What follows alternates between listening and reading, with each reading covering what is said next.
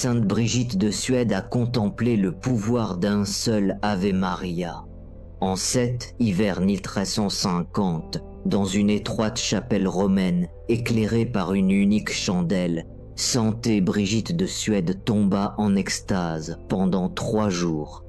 À son réveil, son confesseur la trouva en larmes, incapable de parler, les mains si tremblantes qu'elle ne pouvait tenir une plume. Il fallut près d'une semaine avant qu'elle puisse dicter ce qu'elle avait vu. Lorsque enfin elle le fit, son confesseur théologien aguerri qui avait entendu des milliers de confessions pâlit et lui demanda de répéter. Il voulait être certain d'avoir bien compris ce que Brigitte avait contemplé. Elle n'était pas une vision de l'enfer, ni une prophétie d'Apocalypse. C'était quelque chose de bien plus inattendu. Elle avait été témoin de la réalité spirituelle d'un unique Ave Maria. Une seule prière prononcée une seule fois par une personne ordinaire sans sainteté particulière. Et ce que cette prière accomplissait dans le monde invisible était si stupéfiant, si violemment cosmique que Brigitte écrivit plus tard. Si les mortels pouvaient voir ce que j'ai vu, ils ne laisseraient jamais passer 1 heure sans avoir cette prière aux lèvres. Cette vision existe bel et bien. Elle est consignée dans ses écrits, authentifiée. Pourtant, pour des raisons encore partiellement obscures, elle n'a jamais reçu l'attention accordée à ces révélations plus célèbres.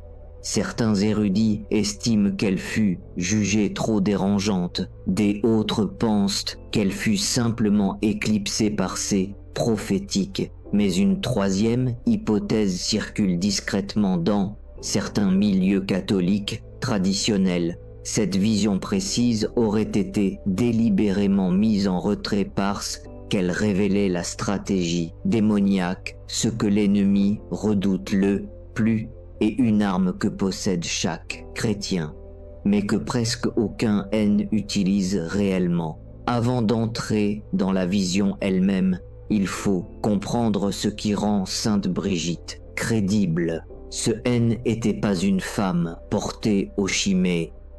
Elle n'était pas une mystique isolée coupée du monde. Brigitte de Suède fut, elle, une des femmes les plus influentes politiquement du XIVe siècle. Elle conseillait les rois, elle reprenait les papes en face.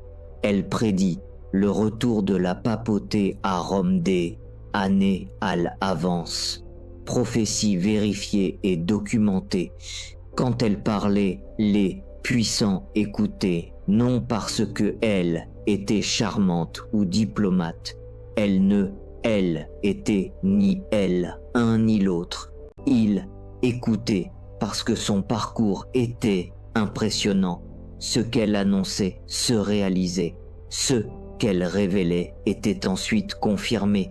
L'Église examina ses visions pendant des décennies avant sa canonisation.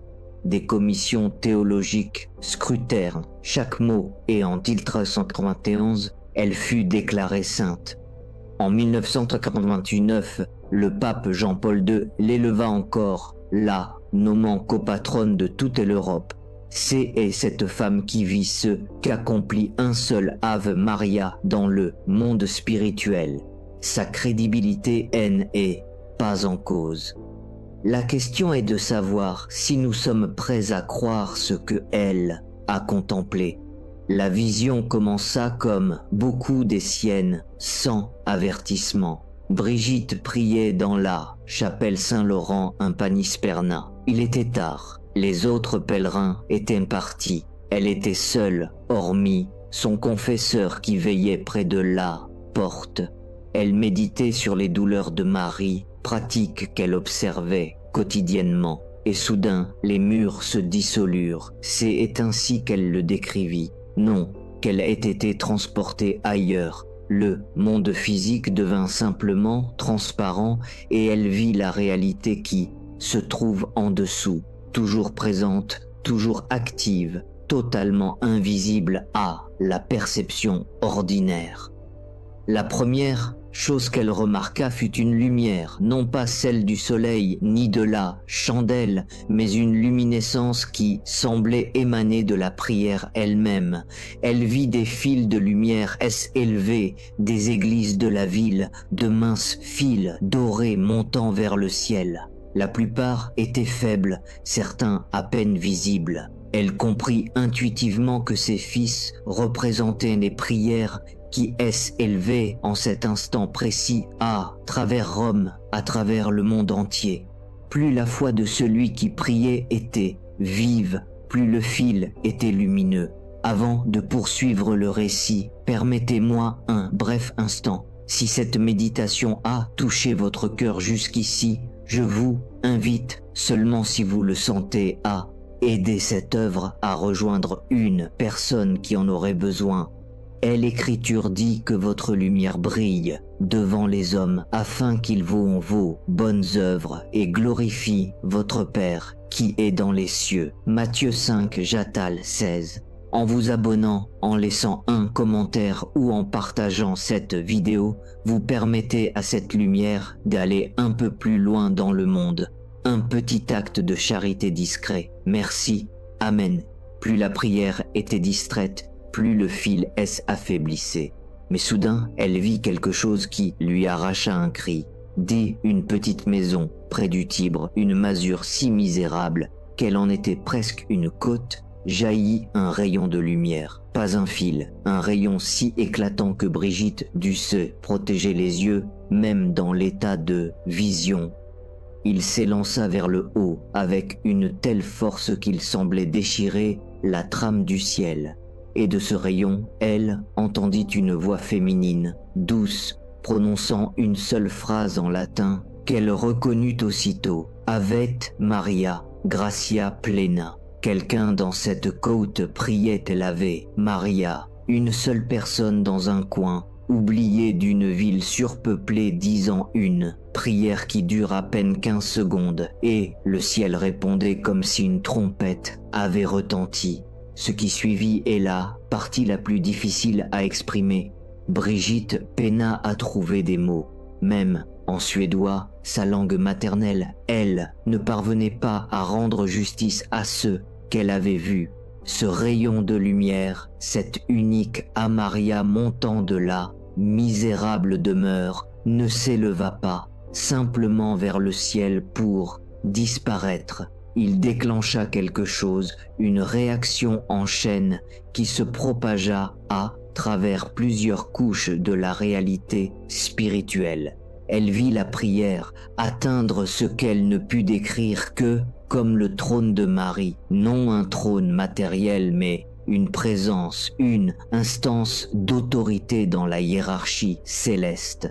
Et lorsque cette simple prière toucha cette présence, quelque chose fut libéré en retour, une grâce mais pas une grâce abstraite, une grâce comme substance, comme force, comme un torrent de puissance qui redescendit vers la terre par le même rayon qui avait porté la prière vers le haut.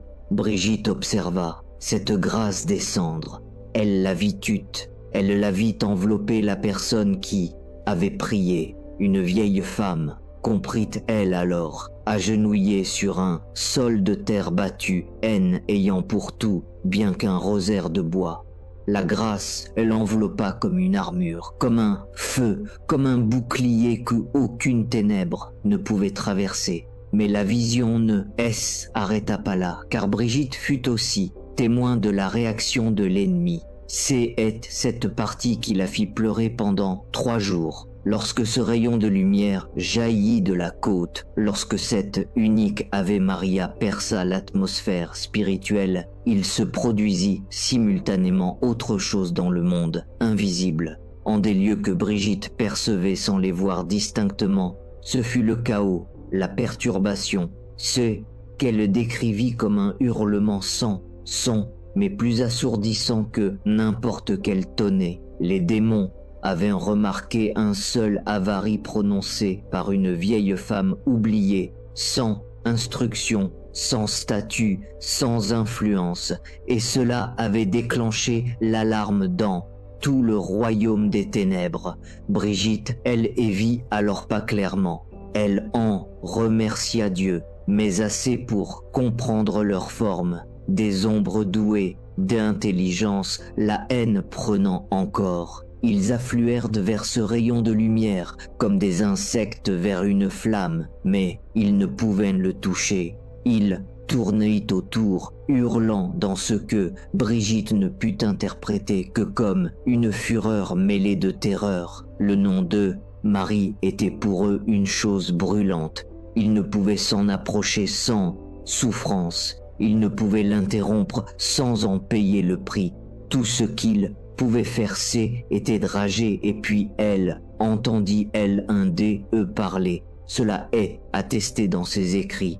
Brigitte rapporta les mots exactement tels qu'elle les avait entendus. Le démon ne s'adressait pas à elle. Il semblait ignorer sa présence. Il parlait assez semblable, et ce qu'il dit Anne depuis des siècles. Ceux qui étudient ces révélations.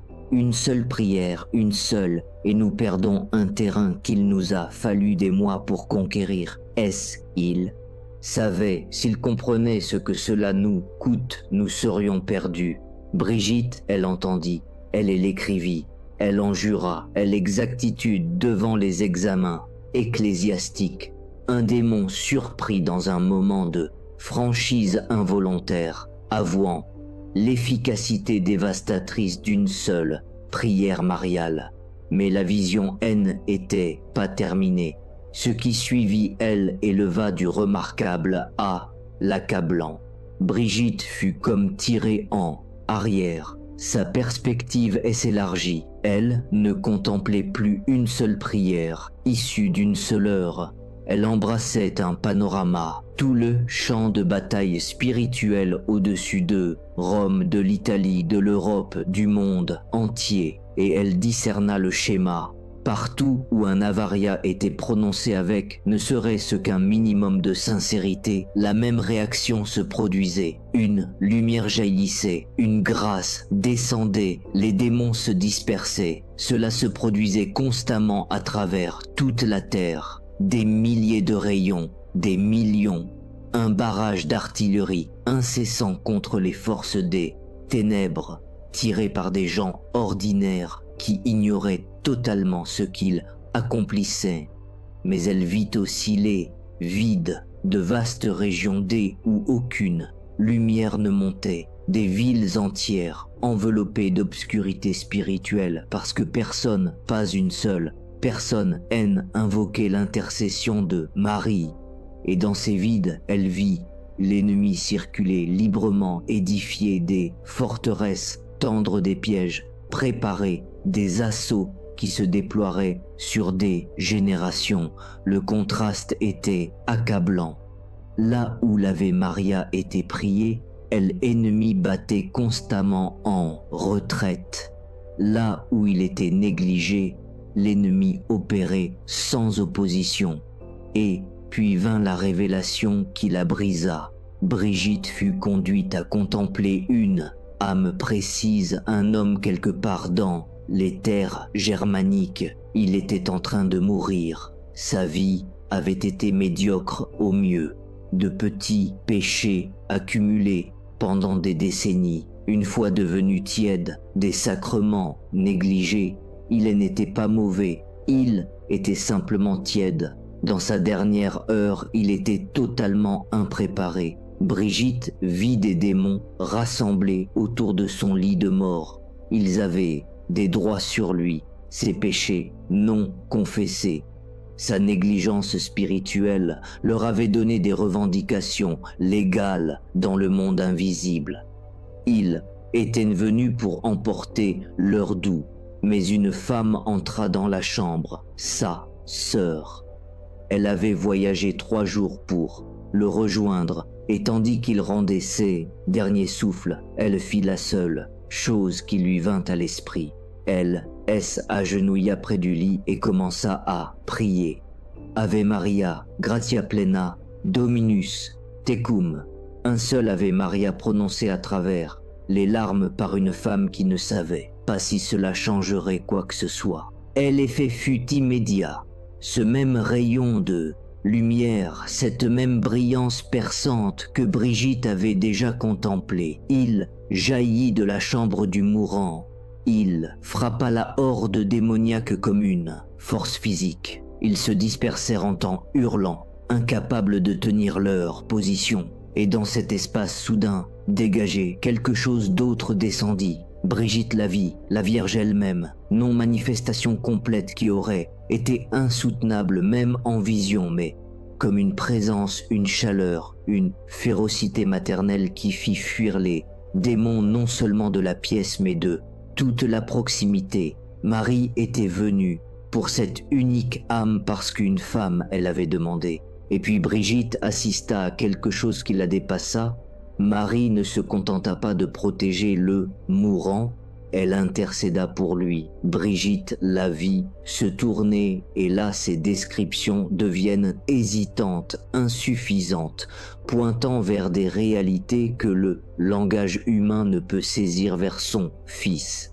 Et elle plaida pour cet homme, médiocre, tiède, spirituellement négligent, qui n'avait presque rien fait pour mériter une telle défense.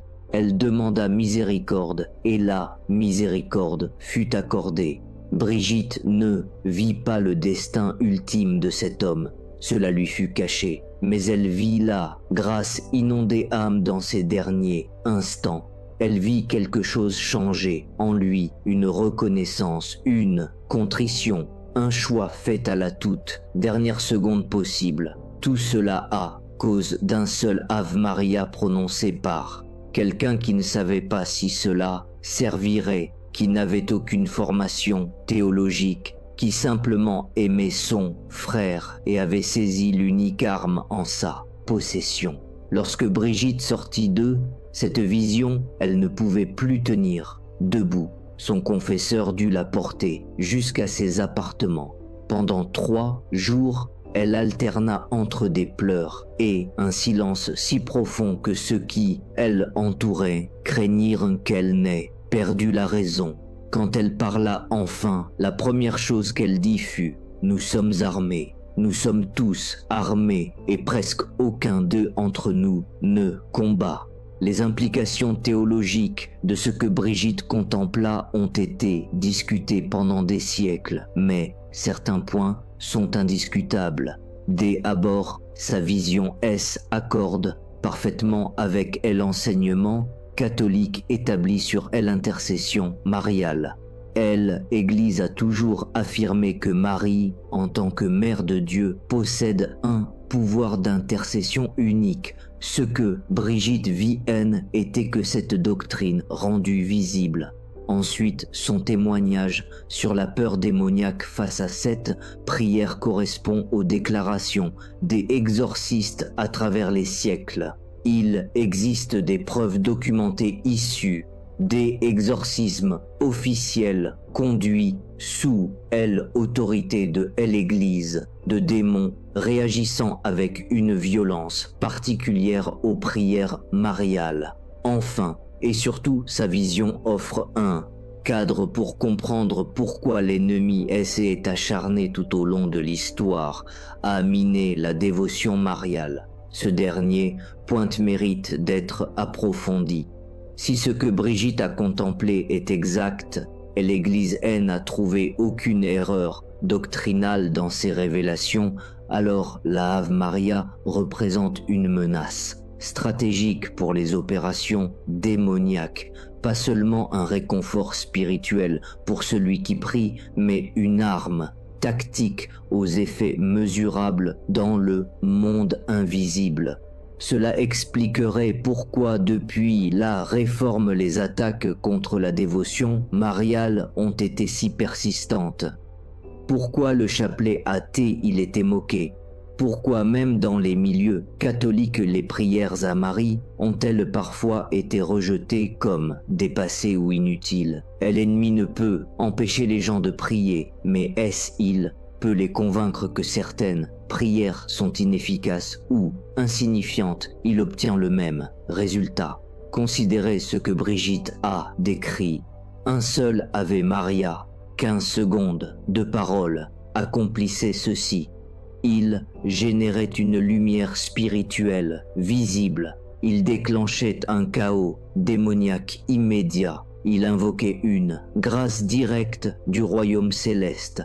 Il appelait une présence protectrice autour de celui qui priait. Et dans le cas du mourant, il ouvrait une fenêtre de salut qui semblait définitivement fermée. 15 secondes. Multipliez cela par le nombre des Ave Maria dans un chapelet standard. 53 coups portés aux ténèbres. 53 invocations de celle dont le nom seul fait fuir les démons. Un seul chapelet, selon la logique de la vision de Brigitte, équivaudrait à un bombardement des artilleries soutenues dans le monde spirituel. Et cela prend environ 15 minutes à prier. On commence à comprendre pourquoi l'ennemi pourrait être motivé à décourager cette pratique. Mais Brigitte vit plus que la puissance de la prière. Elle vit son accessibilité. C'est et cela qui la dévasta. La vieille femme dans la côte, elle n'avait rien. Pas d'instruction, pas de richesse, pas de position. Elle ne pouvait influencer les rois ni convaincre les théologiens. Elle ne possédait aucun pouvoir reconnu par le monde et pourtant elle commandait des forces qui faisaient trembler les ténèbres elles-mêmes. C'est la démocratie de la guerre spirituelle. L'arme est à la portée de tous. Le paysan et le pape y ont un accès égal. Enfant qui vient d'apprendre la prière, la manie avec autant d'efficacité que la religieuse cloyée qui l'a récitée 1000 fois. Il n'y a pas de barrière d'entrée, pas de qualification requise, seulement la volonté de prononcer les mots. Et c'est cela que l'ennemi ne peut tolérer. Dans une vision ultérieure consignée, plus tard la même année, Brigitte reçut un aperçu supplémentaire sur la stratégie démoniaque concernant cette prière. Elle fut conduite à contempler ce qu'elle appela un conseil des ombres, un rassemblement d'intelligences obscures débattant de la manière de neutraliser la menace que représentait la dévotion mariale. Ce qu'elle y vit mérite un traitement à part. Les démons ne s'y disputaient pas avec les hurlements chaotiques qu'elle avait entendus auparavant, mais avec une intelligence froide. Ils analysaient le problème avec une précision presque militaire et leur conclusion était glaçante. Ils ne pouvaient empêcher les gens de prier. Le libre arbitre interdisait toute intervention directe. Ils ne pouvaient diminuer la puissance de la prière elle-même. Cela dépassait leur portée, mais ils pouvaient influencer la perception. Ils pouvaient faire paraître la prière démodée. Ils pouvaient l'associer à la superstition. Ils pouvaient semer une confusion théologique sur le rôle de Marie. Ils pouvaient promouvoir un christianisme assez éclairé pour se passer de ces pratiques médiévales. Brigitte les entendit élaborer des stratégies précises, convaincre les gens que c'est facultatif, les rendre embarrassés de la prier publiquement. Elle, associée aux incultes, suggère que la prière directe au Christ rend l'intercession mariale superflue. Ce sont des arguments qui ne se généraliseraient que 2 siècles plus tard. Brigitte les entendit dans 1350, émanant d'une conférence démoniaque. Elle les consigna comme des plans stratégiques, des plans que l'ennemi comptait mettre en œuvre sur des générations. Et puis elle entendit l'aveu le plus accablant de tous. Une des ombres, une présence que elle sentit plus puissante que les autres, prononça ce qui équivalait à une confession de peur. Est-ce il comprenait, est-ce il saisissait vraiment ce que une seule prière nous coûte? Est-ce il savait qu'un unique avait? Maria peut défaire des mois de notre travail, il ne s'arrêterait jamais. Il prierait sans cesse et nous hainerions, plus aucun point d'appui. Ce haine n'était pas une spéculation théologique. C était un renseignement tiré des communications ennemies. Brigitte le consigna comme tel. Et l'Église, elle examina comme telle, et pendant 7 siècles, cette information est restée dans ces révélations recueillies, largement inaperçues par les millions qui n'ont jamais lu au-delà de ces visions les plus célèbres. Pourquoi cela importe-t-il aujourd'hui? Parce que la stratégie que Brigitte a contemplée a été mise en œuvre. Regardez autour de vous combien de catholiques prient le chapelet quotidiennement. Les statistiques suggèrent moins de 1 sur 10. Combien considèrent la dévotion mariale comme essentielle à leur foi? Les chiffres sont embarrassants. Combien ont été convaincus par la pression culturelle, par un minimalisme théologique, par une simple négligence? Que ces prières sont des pratiques facultatives pour les particulièrement dévots plutôt que des armes essentielles pour chaque chrétien. Le plan de l'ennemi tel que Brigitte l'a contemplé a largement réussi. Mais voici ce que les ténèbres ne peuvent anticiper. La prière fonctionne toujours, et l'arme est toujours disponible. La puissance n'a pas diminué parce que moins de gens elle utilise. La grâce ne devient pas moins efficace par négligence. La seule variable est le nombre de ceux qui choisissent d'employer ce qui leur a été donné. Vous avez reçu tout le nécessaire pour mener le combat spirituel au plus haut niveau. Vous possédez une arme qui fait fuir les démons. Vous avez accès à l'intercession de être créé le plus puissant de l'existence et cela ne vous coûte rien si ce est du temps. 15 secondes pour un seul. Je vous salue, Marie. 15 minutes pour un rosaire complet. Face à cet investissement, Brigitte fut témoin de retours cosmiques.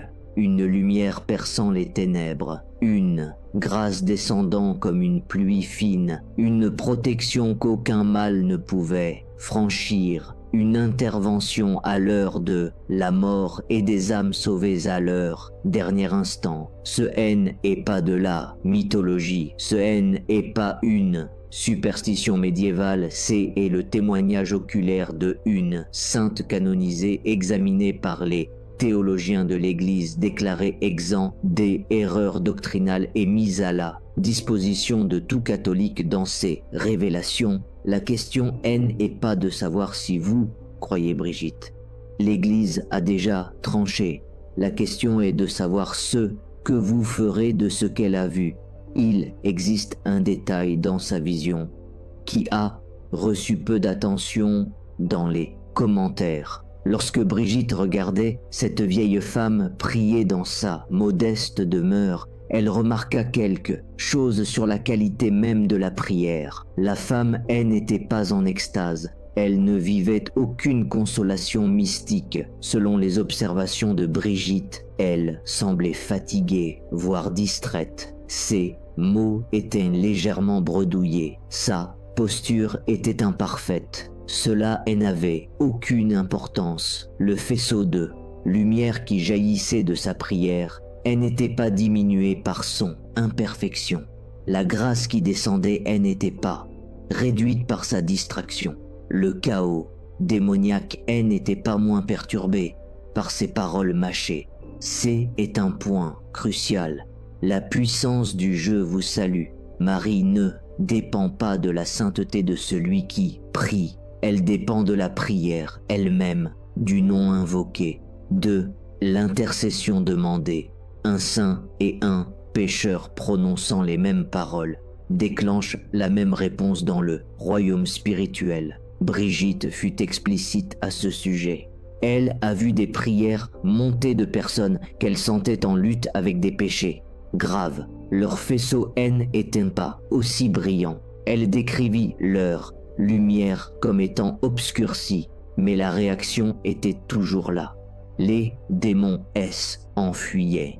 la grâce descendait, la prière fonctionnait, brisait toutes les excuses, cela démolit tous les prétextes. Vous ne pouvez pas dire que vous n'êtes pas assez saint pour prier efficacement. La sainteté n'est pas la variable déterminante. Vous ne pouvez pas dire que vous êtes trop distrait pour que votre prière ait un sens. La femme de la vision était distraite. Vous ne pouvez pas dire que vos péchés rendent vos prières inutiles. Brigitte a vu des pécheurs invoquer cette prière avec succès. La seule exigence est la prière elle-même, la volonté de la prononcer, le choix de ajouter votre voix à ce bombardement incessant de lumière qui repousse l'obscurité. Chaque Ave Maria compte absolument. Chaque prière, celle que vous murmurez en attendant dans une file d'attente ou la dizaine de chapelets glissés pendant votre trajet. Chaque prière que vous apprenez à votre enfant avant de dormir est inscrit dans le royaume spirituel. Chacune d'entre elles fait perdre du terrain à l'ennemi. Chacune invoque une grâce qui autrement ne descendrait pas. Et voici ce qui devrait vous pousser à l'action. Brigitte a aussi vu ce qui se passe dans les vides. Là où la prière est absente, l'obscurité n'est pas simplement présente. Elle est active, elle se construit, elle se prépare. Elle a vu des forteresses démoniaques édifiées dans des régions où personne ne priait. Elle a vu des pièges tendus pour des âmes qui n'avaient personne pour intercéder pour elles. Elle a vu des attaques planifiées sur plusieurs générations profitant d'une négligence spirituelle ayant duré des décennies. Le corollaire est clair. Chaque prière compte, mais chaque prière non dite compte aussi. Chaque « je vous salue » Marie que vous choisissez de ne pas prononcer est un faisceau de lumière qui ne monte pas, une grâce qui ne descend pas, une protection qui n'est pas invoquée. Dans cette absence, l'ennemi opère avec plus de liberté. Le but n'est pas de créer de la culpabilité, mais de créer une urgence. Vous avez une arme, utilisez-la. Votre famille est sous une attaque spirituelle. Toutes les familles le sont. Et l'ennemi a des stratégies pour vos enfants, votre conjoint, vos parents. Mais vous pouvez perturber ces stratégies. Vous pouvez semer le chaos dans ces opérations. Vous pouvez invoquer une protection sur ceux que vous aimez. 15 secondes à la fois. Sainte Brigitte savait qu'elle ne vivrait pas assez longtemps pour voir la mise en œuvre complète des plans démoniaques. Elle savait que l'attaque contre la dévotion mariale se déploierait sur des siècles et elle a laissé un message pour ceux qui y feraient face. Lorsque l'ennemi convainc les chrétiens d'abandonner la mer, il ne le fait pas pour des raisons théologiques. Il le fait parce qu'il ne peut supporter ses prières. Chaque génération qu'il oublie est une génération qu'il peut attaquer sans opposition. Chaque génération qui se souvient d'elle est une génération qu'il ne peut toucher. Nous vivons dans une génération qui a largement oublié. Les statistiques sont accablantes. La dévotion au rosaire est effondrée. La consécration mariale est devenue étrangère à la plupart des catholiques. Beaucoup ont jamais appris le lien entre cette prière et la protection spirituelle. La catéchèse a échoué. La prédication a négligé ce trésor et l'ennemi en a pleinement profité. Mais l'arme n'a pas été détruite. Elle a seulement été abandonnée. Vous pouvez la ramasser dès maintenant, aujourd'hui, à cette heure précise. Commencez par un seul. Je vous salue Marie. Un seul. Ressentez en les mots. Laissez-les peser. Ave Maria, gratia plena, Dominus tecum. Si Brigitte avait raison et si l'Église a trouvé aucune erreur dans son témoignage, cette simple prière vient de déclencher une cascade de effets spirituels. La lumière est élevée, la grâce est descendue et quelque part un démon a pris la fuite.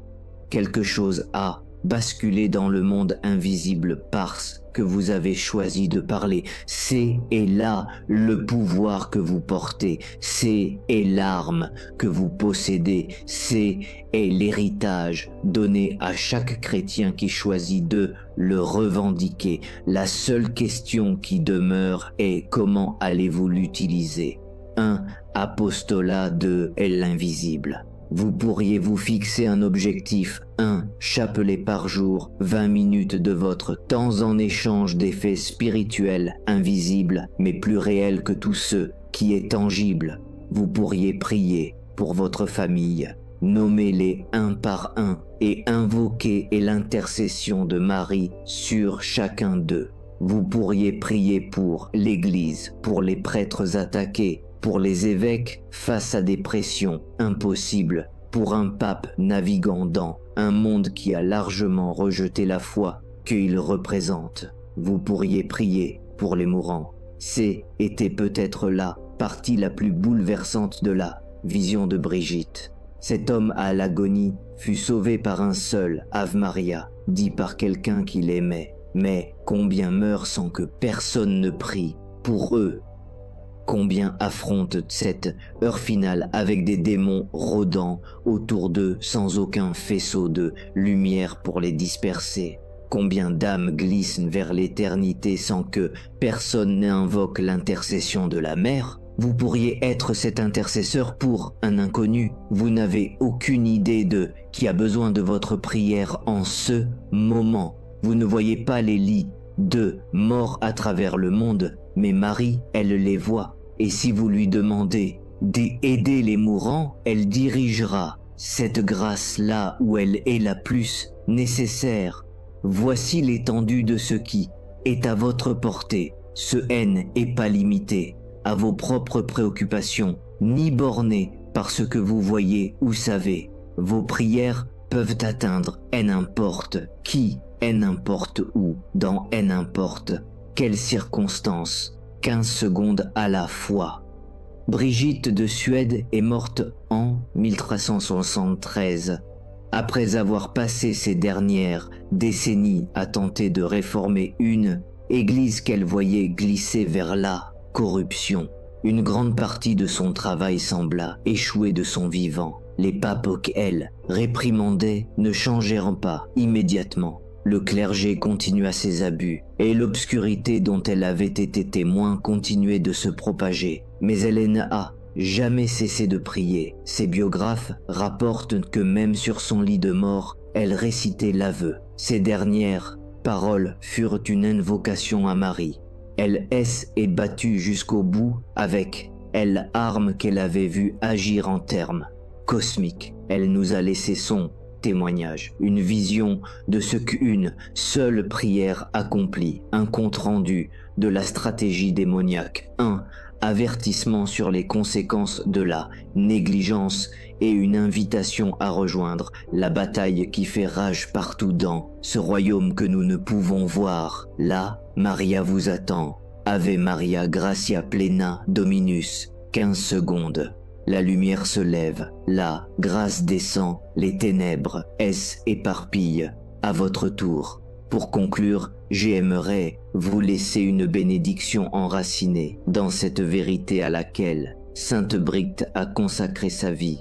Même une seule prière sincère peut ouvrir une porte de grâce. L'Écriture nous dit « Approchez-vous de Dieu et il s'approchera de vous ». Jacques 4:8. Si vous vous sentez touché, écrivez « Amen » ou partagez simplement la région du monde dont vous nous lisez. Chacun de nous s'approche à sa manière et voir une autre âme dire « Amen » et parfois l'encouragement dont un frère ou une sœur a